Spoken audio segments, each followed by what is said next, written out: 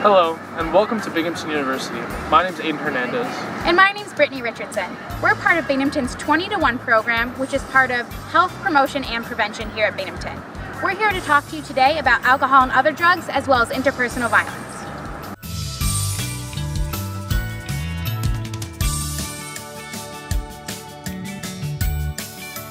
Despite what people might tell you, or you might think, findings from the American College Health Association's National College Health Assessment show that in the past 30 days, 36.4% of college students haven't used alcohol, and more than 1 in 5 students have never used it.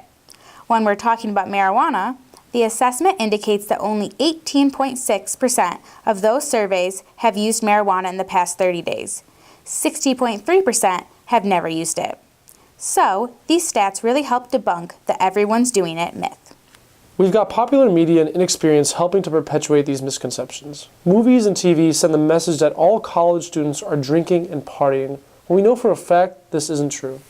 Other challenges that result from alcohol and other drug use is the blurring of expectations and reality and the shame or guilt that can follow alcohol and drug use. Being hungover isn't just physical, it's mental and emotional too.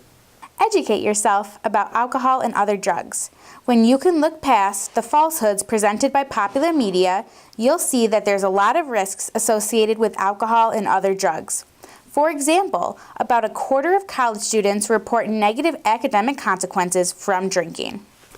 Binghamton University has a very clear and strict policy on alcohol and other drug use.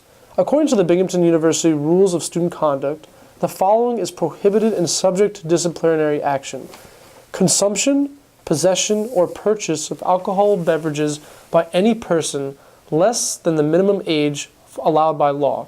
Distribution of alcoholic beverages to anyone less than the minimum age allowed by law. 2. Possession of more than 1 case of beer, 288 ounces, or 24 or 12-ounce cans or bottles, 2 liters of wine, and 2 liters of distilled spirits. Possession of bulk containers of alcohol. 3. Possessions, personal use, or purchasing of marijuana, controlled substances, prescription drugs prescribed to another person, illegal drugs, or possession of drug paraphernalia containing drug residue. 4. Distribution of controlled substances, prescription drugs prescribed to another person, or illegal drugs. So now we're going to go over what exactly is in a drink. It is important to remember that a solo cup is often more than 12 ounces, which means that 1 cup may actually be more than 1 drink. The graphic on your screen depicts what a drink of beer, wine, and hard liquor looks like. It's very important to eat before, during, and after drinking. This helps because alcohol irritates the stomach lining, and when food is present, the food is able to absorb the alcohol. Drinking water helps you stay hydrated. It's recommended you alternate alcoholic beverages with water. Your body can process 1 drink per hour.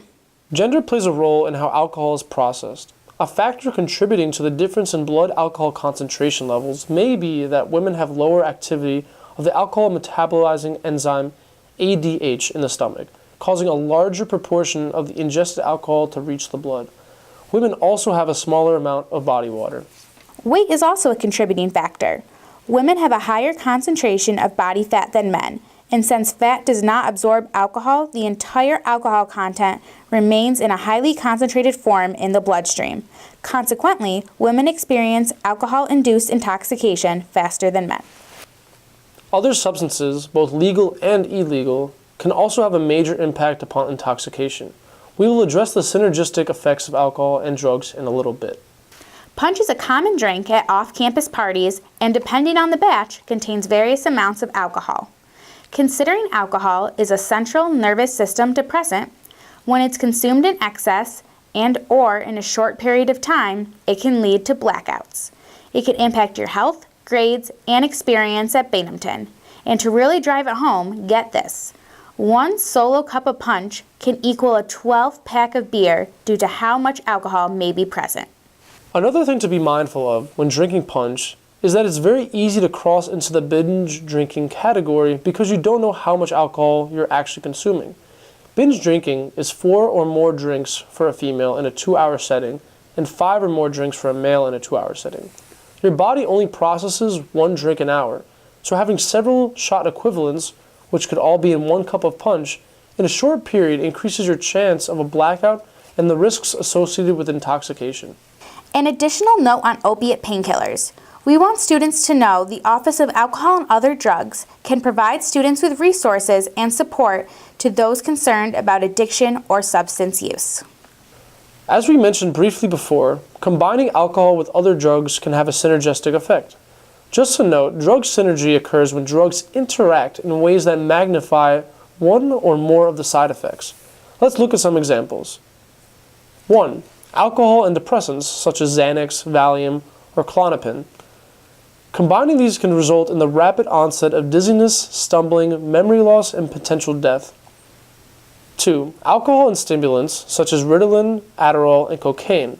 When these are combined, the effects of alcohol can be concealed, therefore making it more difficult to gauge one's levels of intoxication. Then, in turn, people will think they're not as intoxicated as they actually are and drink to the point of blacking out, passing out, or even dying. Prescription opiates, such as Vicodin, Oxycontin, and Percocet. When prescription opiates are combined with alcohol, arrested breathing, lowered pulse and blood pressure, coma, and even death can occur. When alcohol and energy drinks are combined, heart-related problems, speech and walking difficulties, confusion and exhaustion can all result. This is because the caffeine from the energy drinks raises the heart rate, and the alcohol, which acts as a depressant, lowers the heart rate. This combination can be very dangerous.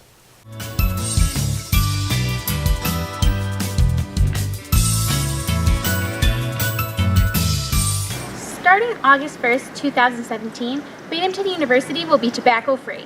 You'll be learning more about this during your transfer orientation sessions, along with other resources that will be available to you.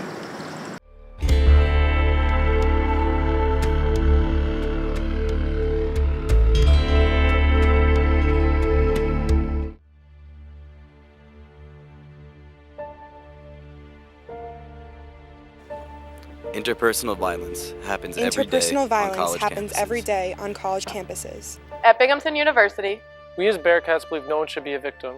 And no one should stand alone. That is why we have a code.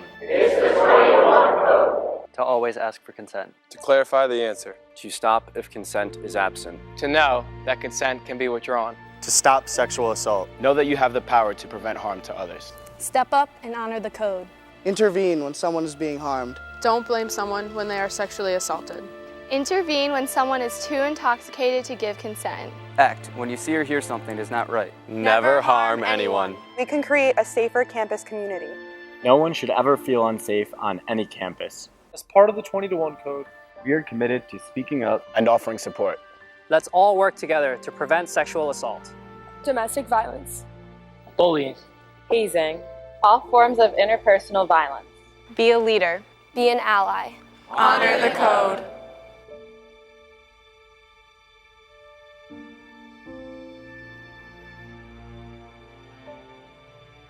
Binghamton University prohibits sexual harassment, including sexual violence, domestic violence, dating violence, stalking, other violence, or threats of violence, and will offer resources to any victims or survivors of such violence while taking administrative and conduct action regarding any accused individual within the jurisdiction of the institution.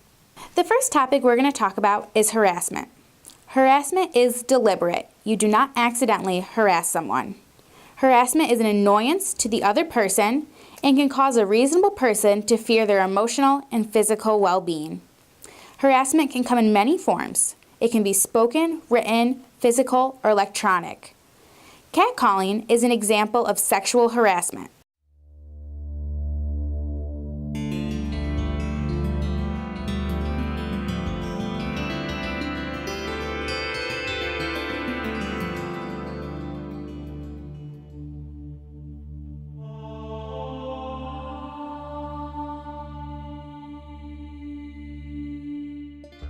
So now we're going to talk about stalking.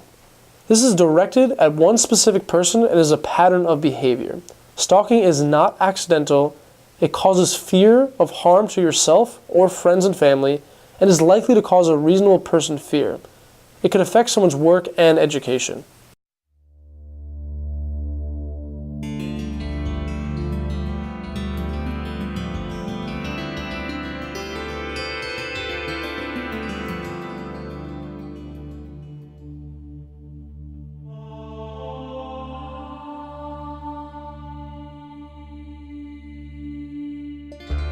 Bystander intervention is a topic you will be hearing much more about during your breakout sessions you attend at your transfer orientation. Bystander intervention is easy to understand but can be hard to execute.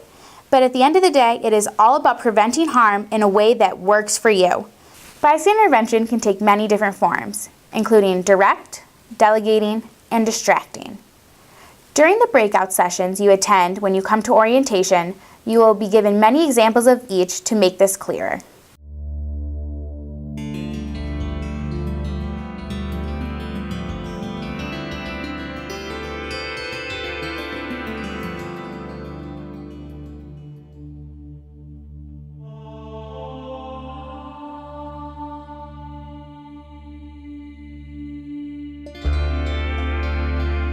The health and safety of every student at the State University of New York and its state-operated and community colleges is of utmost importance. Binghamton University recognizes that students who have been drinking and/or using drugs, whether such use is voluntary or involuntary, at the time of violence, including but not limited to domestic violence, dating violence, stalking, or sexual assault occurs, may be hesitant to report such incidents due to fear of potential consequences for their own conduct. Binghamton University strongly encourages students to report incidents of domestic violence, dating violence, stalking, or sexual assault to institution officials. A bystander acting in good faith or a reporting individual acting in good faith that discloses an incident of domestic violence, dating violence, stalking, or sexual assault to Binghamton University officials or law enforcement will not be subject to Binghamton's Code of Conduct action for violations of alcohol and/or drug use policies occurring at or near the time of the commission of domestic violence, dating violence, stalking, or sexual assault. So another topic we're going to talk about is affirmative consent. It is not the absence of a no, but the presence of a yes. It is important in a relationship as well as any casual interaction, and it can be withdrawn at any time. There are 4 conditions as it relates to consent.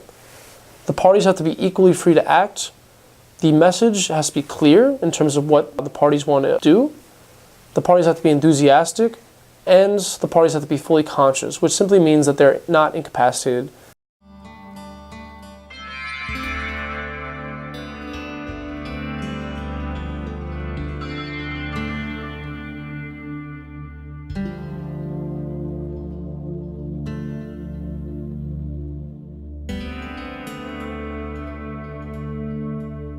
So now you might be wondering, what's the definition of incapacitation?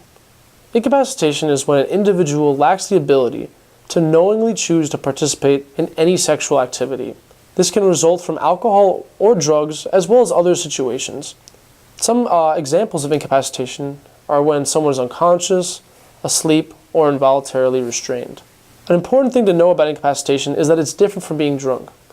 You could be drunk without being incapacitated. You could have had a few drinks and still be able to give consent.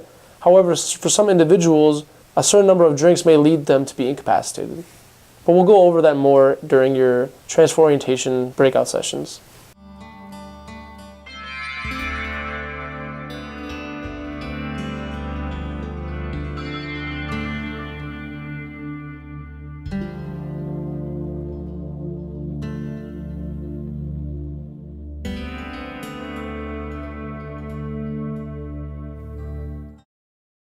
If you're still struggling with consent, just imagine instead of initiating sex, you're making them a cup of tea. You say, "Hey, would you like a cup of tea?" And they go, "Oh my God, I would love a cup of tea, thank you." Then you know they want a cup of tea. If you say, "Hey, would you like a cup of tea?" And they're like, I'm not really sure. Then you could make them a cup of tea, or not, but be aware they might not drink it.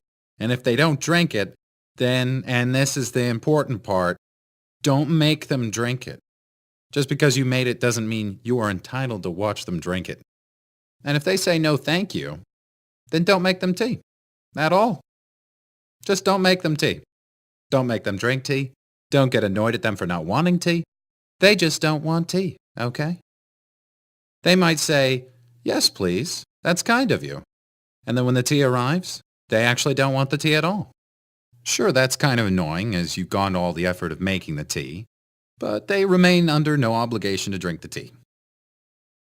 They did want tea, now they don't. Some people change their mind in the time that it takes to boil the kettle, brew the tea, and add the milk. And it's okay for people to change their mind. And you are still not entitled to watch them drink it. And if they're unconscious, don't make them tea. Unconscious people don't want tea. And they can't answer the question, do you want tea? Because they're unconscious. Okay, maybe they were conscious when you asked them if they wanted tea. And they said yes. But in the time it took you to boil the kettle, brew the tea, and add the milk, they are now unconscious. You should just put the tea down. Make sure the unconscious person is safe. And this is the important part again. Don't make them drink the tea. They said yes then, sure, but unconscious people don't want tea. If someone said yes to tea, started drinking it, and then passed out before they'd finished it, don't keep on pouring it down their throat. Take the tea away. Make sure they're safe, because unconscious people don't want tea. Trust me on this. If someone said yes to tea around your house last Saturday, that doesn't mean they want you to make them tea all the time. They don't want you to come around to their place unexpectedly and make them tea and force them to drink it going, but you wanted tea last week. Or to wake up to find you pouring tea down their throat going, but you wanted tea last night. If you can understand how completely ludicrous it is to force people to have tea when they don't want tea, and you're able to understand when people don't want tea, then how hard is it to understand it when it comes to sex? Whether it's tea or sex, consent is everything. And on that note, I'm going to go make myself a cup of tea. We hope you enjoyed the tea video. It usually gets a few laughs, and it has a lot of important information in it. Some of the key takeaways are what affirmative consent is, that you need consent for multiple acts, and that you have to understand what incapacitation is as it relates to sexual assault and consent. If things are still a little unclear for you, don't worry, you will be hearing a lot more about this when you come for your transfer orientation session. So now we're going to talk to you guys about interpersonal violence and those consequences of interpersonal violence. The first and most important one is that you're causing harm to another individual. Whether it be psychological, emotional, or physical, that's wrong and that's not what being a Bearcat's all about. There are many consequences to committing crimes of interpersonal violence. The most important of this, though, is these crimes harm another human being physically and psychologically, and you should do nothing that intentionally harms another human being. Some other consequences could be, though, potential criminal or felony charges, money spent for lawyers and fines, student conduct charges and possible expulsion. You can also lose your athletic team membership, your on-campus housing, and your student transcript can be affected. A final consequence could be sex offender registration, and this can affect your ability to be hired, find an apartment, or attend another school. You have the right to make a report to university police or campus security, local law enforcement, and/or state police, or choose not to report the incident to your institution, to be protected by the institution from retaliation for reporting an incident, and to receive assistance and resources from your institution. Now you're probably wondering what to do if someone chooses to confide in you something that's happened to them. On campus and within our community, we have private and confidential resources. A confidential resource simply means that when you confide in them some sort of information, it's going to remain between you and that resource. A private resource doesn't mean that the information becomes public, but rather that resource may have to report what has been being told to them to a higher authority. Okay, so now that we've talked about bystander intervention, let's put this knowledge in practice. So Brittany, one of my friends has this ex-boyfriend who's been texting her all the time, showing up to where she has class, and really starting to freak her out. What do you think she should do? So what I would recommend to her is to maybe talk to a resident assistant or another official on campus who she trusts. His behavior is not normal, and I think she has every right to feel concerned, and it's really important to support my friend in this situation and make her feel like I am there for her. But I would definitely, delegate to an outside resource and help her get the help she needs. So I have one for you. So say you're downtown at a party, at a house, and you notice this guy carrying a girl up the stairs and she seems completely passed out. What would you do? I think the first thing I would do is go up to the guy and say, hey, what's going on here? Just getting the knowledge to then proceed with further actions.